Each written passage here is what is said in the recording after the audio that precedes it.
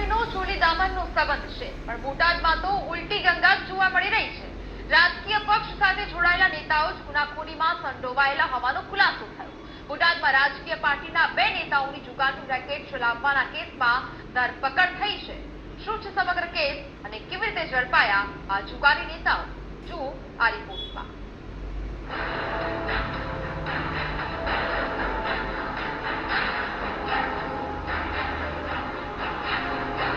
તમે અનેક વખત ફિલ્મો અને રોજબરોજના જીવનમાં પણ નેતાઓના ગુનેગારો સાથેની સાઠગાંઠ અંગે સાંભળ્યું હશે, પણ બોટાદ શહેરમાં એક એવો કિસ્સો સામે આવ્યો છે જ્યાં નેતાજી જ ગુનાખોરી કરવા લાગ્યા.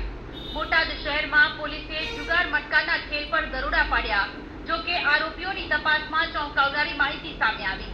આરોપીઓમાં 2 આરોપીઓ એક રાજકીય પક્ષના નેતાઓ નીકળ્યા. જી હા, પાર્ટ ટાઈમ નેતાગીરી અને ફૂલ ટાઈમ જુગારીઓ એવા રાજકીય પક્ષના 2 નેતાઓની પોલીસે ધરપકડ કરી છે.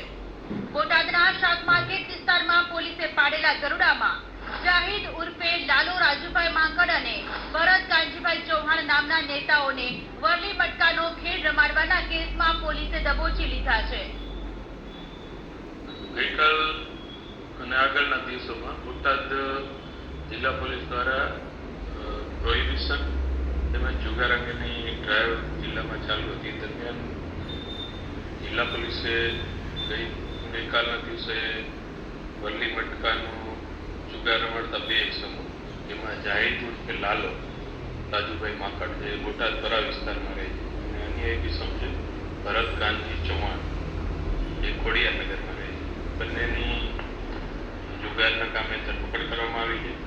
પોલીસ તપાસમાં સામે આવ્યું કે રાજકીય પક્ષના નેતા જાહિદ ઉર્ફે લાલો રાજુભાઈ માંકડ પાસેથી મટકાના આંકડા લખેલી ડાયરી મળી આવી હતી, જેની તપાસ બાદ રેલવે સ્ટેશન પર મટકા જુગારનો ખેલ રમાડતા વધુ એક નેતા ભરત કાનજીભાઈ ચૌહાણ તથા મટકાની ડાયરી અને 2450 રૂપિયા સાથે ધરપકડ કરવામાં આવી. લાલો માંકડ પાસેથી પણ પોલીસે 2280 રૂપિયા કબજે કરી બંનેની ધરપકડ કરી. બંને પાસેથી અનુક્રમે 2280 રૂપિયા અને 2450 રૂપિયા તપાસ અર્થે કબજે લીધેલ છે. વધુમાં આ બંને અગાઉ કોંગ્રેસ પક્ષમાં કાર્ય કરતા હતા અને છેલ્લા ઘણા સમયથી આપ પાર્ટી સાથે પોલિટિકલ રીતે જોડાયેલા છે. મહત્વનું છે કે શહેરના નાકાઓ અને જાહેર જગ્યાઓ પર વરલી મટકાના ખેલમાં શ્રમિક લોકો સહિત સામાન્ય વર્ગના લોકો પૈસા ગુમાવે છે. આવા વરલી મટકાના ખેલમાં અનેક લોકો બરબાદ થયા છે. તેવામાં રાજકીય પક્ષના નેતાઓ જુગાર ચલાવી રહ્યા હોવાના ઘટસ્ફોટે સમગ્ર બોટાદમાં ચર્ચા જગાવી છે. Raju Baraiya, VTV news,